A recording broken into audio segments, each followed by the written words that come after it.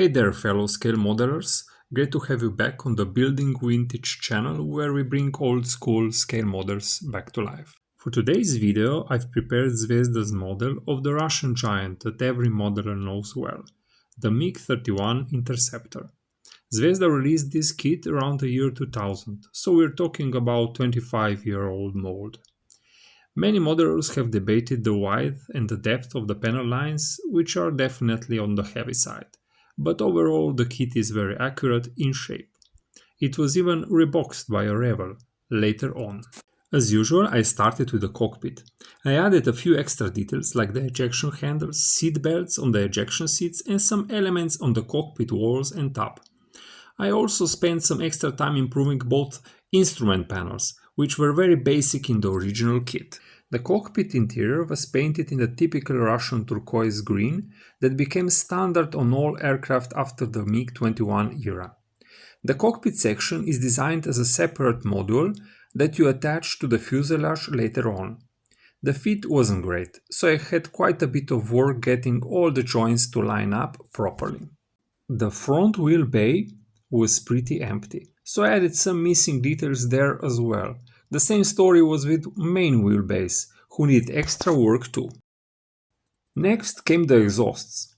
Out-of-the-box parts were extremely basic, so I decided to upgrade them based on reference photos I found online. Two old marker tubes I had saved came in handy. As they say, everything becomes useful eventually. I also added small styrene pieces around the edges to match the real thing. The assembly of the nose and fuselage required some major surgery. Using styrene sheets of different thicknesses, I scratch built the air intake structure and the initial compressor stages of both engines. After that, I assembled the rest of the airframe, the wings, vertical tail and the ventral stabilizers. Once the main components were in place, I masked all the interior areas and primed the model with Vallejo Grey primer. Then I painted and weathered the exhausts and masked them off for the rest of the painting process. From the start I knew the kit decals were still usable, but none of the included versions really appealed to me. Online I found Begemot's decal sheet, which is incredibly detailed and lets you build 47 different aircrafts. I chose aircraft number 27 in red with the Orca marking on the left intake. A jet from the 350th Fighter Regiment of the Russian Air Force operating out of the Chunguyevka Air Base. Once I knew which aircraft I wanted to build, I selected the colors and started painting. Over the grey primer, I first added some pre-shading with a darker grey and then sprayed the model with the Vallejo Model Air 50. I wanted to achieve that almost uniform grey look you see in the reference photos.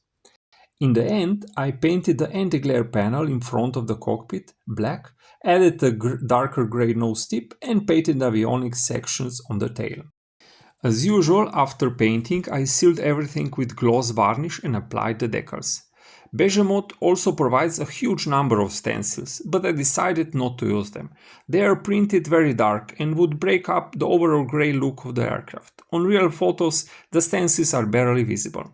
Anyway, I hesitated for a while, but I am glad I left them off. With a bit of final assembly and some light weathering on the remaining parts, the model finally came to life. I hope you enjoyed watching the build. Happy modeling!